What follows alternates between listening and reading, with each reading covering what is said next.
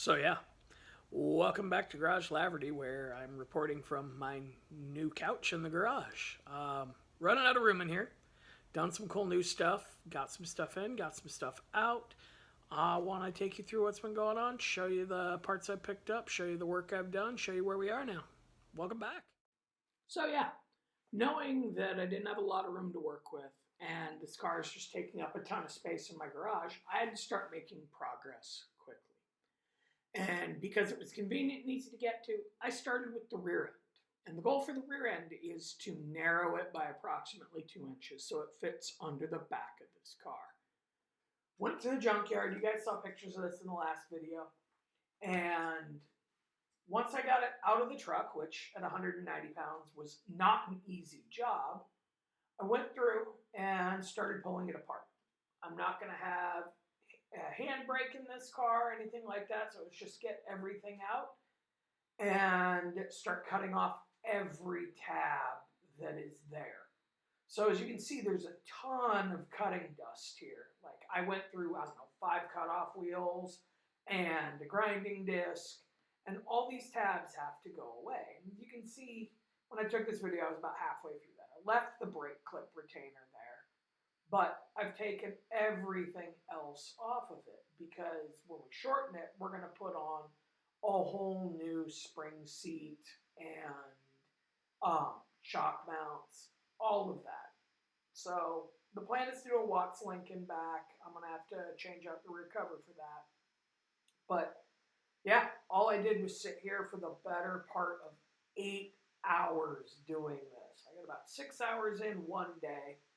I got 8 hours or 2 hours in the next. And all I did was just grind.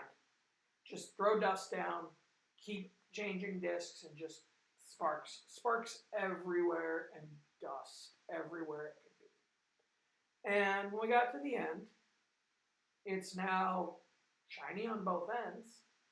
The driver's side's going to get a little shorter. It's going to get another passenger axle, which I have to go to the junkyard and pick up here in the near future. But the hard part's done here. But that meant I had to pull everything out of the back of the car. Whoa! And that is the weirdest thing I've ever seen. So anyway, as you can see, I went through and I pulled everything out of the back, whether by unbolting or by sawzalling, it's out of there. And so that meant dragging this out into the backyard because there was no room for it. And this is what my backyard looks like right now. There is a giant pile of dumbass, gotta go to the scrapyard. I mean, as we go through here, you can see, it's just, there's not a lot of room here, So if you look, I've got the motor hiding in the corner there and not much room to work with it. If you look down here, you're going to see my new transmission and my new bell housing. So, little column 1, column 2, those will go behind that motor eventually. You can see the off-roading supplies I've been going with, trying to hide a seat in the corner just because it's in my way.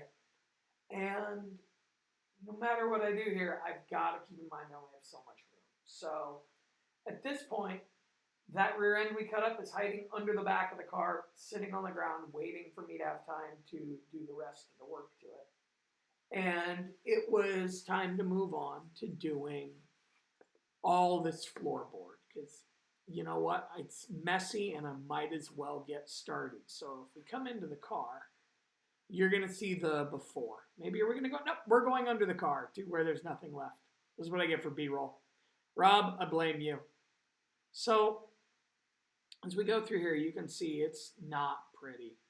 But what I will say is I don't know how bad it is because there could be stuff hiding under paint, etc., just dirt in places. So I spent a little while after this was done just making it my job to go through and grind, wire wheel off everything and figure out how many more holes showed up. And it turns out a few more did. On the bright side, it's all done. I've ground out or wire wheeled the entire floor of this thing. On the bright side, there aren't a ton of holes. It's not much worse than I thought it was. On the downside, I've got a shit ton of welding to do. So, coming through the trunk, we got a few spots here. I'm just gonna weld those in. Same with these guys. I'm not even gonna bother patch paneling it. It's gonna get a few zaps after it gets a little stronger flat disc, because I just wire wheeled all this. So I'll get in there, I'll get it all out of there. I'll just weld it up. When we get to the inside, it's actually way better than I expected. So we knew that the front here was shit. It turns out the toe panel is pretty damn good. Obviously this floorboard is shot, and it's shot all the way up to the edge. So I get to learn how to do that. You can see where I'm roughly saying I need to cut where the good metal is, where the bad metal is. Coming back to this floor pan, there's a couple little spots here. They're just big enough that I can't patch them. I can't weld them. I'm gonna have to patch them. Same deal with this stuff down here. And if you look out here, this is all just chewed up. It looks like somebody POR 15'd this, and that's cool and all, but now I get to take that back and make it better. So a couple here, I don't know what I'm gonna do.